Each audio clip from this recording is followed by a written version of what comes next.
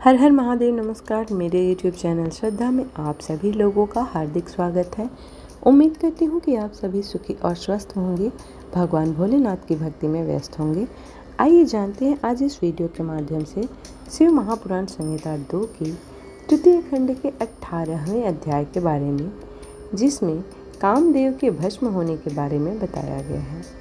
ब्रह्मा जी बोले, हे मुनि नारद, कामदेव अपनी पत्नी रति और वसंत ऋतु को अपने साथ लेकर हिमालय पर्वत पर पहुँचे, जहाँ त्रिलोकीनाथ भगवान शंकर तपस्या में मग्न बैठे थे। कामदेव ने शिवजी पर अपने बाण चलाए। इन बाणों के प्रभाव से शिवजी के हृदय में देवी पार्वती के प्रति आकर्षण होने लगा तथा उनका ध्यान तपस्या से हटने लगा। ऐसी स्थिति देख महायोगी शिव अत्यंत आश्चर्यचकित हुए और मन में सोचने लगे कि मैं क्यों अपना ध्यान एकाग्रचित नहीं कर पा रहा हूँ। मेरी तपस्या में यह कैसा विघ्न आ रहा है।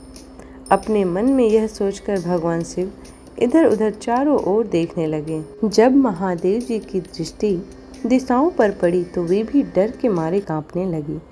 तभी भगवान शिव की दृष्टि सामने छिपे हुए कामदेव पर पड़ी। उस समय काम पुनः बाण छोड़ने वाले थे। उन्हें देखते ही शिव जी को बहुत क्रोध आ गया। इतने में काम ने अपना बाण छोड़ दिया, परंतु क्रोधित हुए शिव जी पर उसका कोई प्रभाव नहीं हो सका। वह बाण शिव जी के पास आते ही शांत हो गया। तब अपने बाण को बेकार हुआ देख कामदेव डर से कांपने लगे और इंद्र आदि देवताओं को याद करने लगे। सभी देवतागण वहां आ पहुँचे और महादेव जी को प्रणाम करके उनकी भक्ति भाव से स्तुति करने लगे। जब देवता उनकी स्तुति कर ही रहे थे, तभी भगवान शिव के मस्तक के बीचों बीच स्थित तीसरा नेत्र खुला और उसमें से आग निकलने लगी।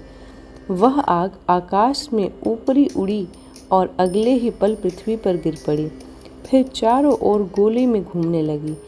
इससे पूर्व की इंद्रदेव या अन्य देवता भगवान शिव से क्षमा याचना कर पाते, उस आग ने वहां खड़े कामदेव को जलाकर भस्म कर दिया। कामदेव के मर जाने से देवताओं को बड़ी निराशा व दुख हुआ। वे यह देखकर बड़े व्याकुल हो गए कि काम उनकी वजह से ही शिव जी के क्रोध का भागी बना।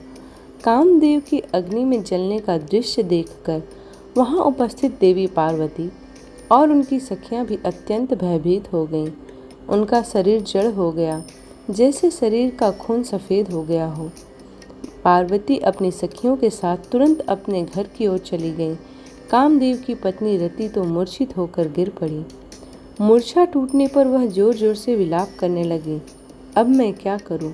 कहां जाऊं? देवताओं ने मेरे साथ बहुत बुरा किया है, जो मेरे पति को यहाँ भेजकर शिव जी के क्रोध की अग्नि में भस्म कर दिया। हे स्वामी, हे प्राण प्रिय, हे आपको क्या हो गया? इस प्रकार देवी रति बिलखती हुई अपने सिर के बालों को जोरों से नोचने लगी। उनके करुण क्रंदन को सुनकर समस्त चराचर जीव भी अत्यंत दुखी हो गए। तत्पश्चात इंद्र आदि देवता देवी रति को धैर्य देते हुए उन्हें समझाने लगे। देवता बोले, हे देवी, आप अपने पति कामदेव के शरीर की भस्म का थोड़ा सा अंश अपने पास रख लो और अनावश्यक भय से मुक्त हो जाओ। त्रिलोकीनाथ कौड़ा निधान शिव जी अवश्य ही कामदेव को पुनः जीवित कर देंगे।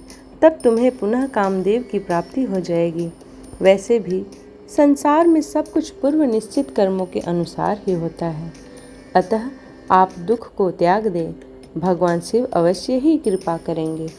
इस प्रकार देवी रति को अनेक आश्वासन देकर सभी देवता शिव जी के पास गए और उन्हें प्रणाम करते हुए कहने लगे, भगवान, आप कामदेव के ऊपर किए अपने क्रोध पर पुनः विचार अवश्य करिए।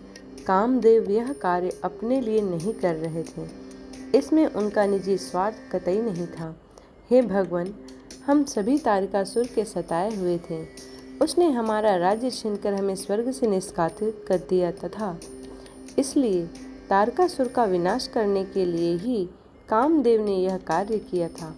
आप कृपा करके अपने क्रोध को शांत करें और रोती बिलखती कामदेव की पत्नी रति को समझाने की कृपा करें, उसे सांत्वना दें। अन्यथा हम यही समझेंगे कि आप हम सभी देवताओं और मनुष्यों का संहार करना चाहते हैं। हे प्रभु, कृपा कर रति का शोक दूर करें। तब सदाशिव बोले, हे देवगणों, हे ऋषियों, मेरे क्रोध के कारण मैंने कामदेव को अपनी तीसरी नेत्र से भस्म कर दिया है। जो कुछ हो गया है उसको अब बदला नहीं जा सकता, परंतु कामदेव का पुनर्जन्म अवश्य होगा जब विष्णु भगवान श्री कृष्ण का अवतार लेंगे और रुक्मिणी को अपनी पत्नी के रूप में स्वीकारेंगे। तब देवी रुक्मिणी के गर्भ से श्री कृष्ण के पुत्र के रूप में कामदेव जन्म लेंगे। उस समय कामदेव प्रद्युम्न नाम से जन्म जाएंगे। प्रद्युम्न के जन्म के तुरंत बाद ही संबर नाम का असुर उसका अपहरण कर लेगा और उसे समुद्र में फेंक देगा। रति, तब तक तुम्हें संबर के नगर में ही निवास करना होगा। वहीं पर तुम्हें अपने पति कामदेव की प्रद्युम्न के रूप में प्राप्ति होगी। वहीं पर प्रद्युम्न के द्वारा संबरासुर का वध होगा।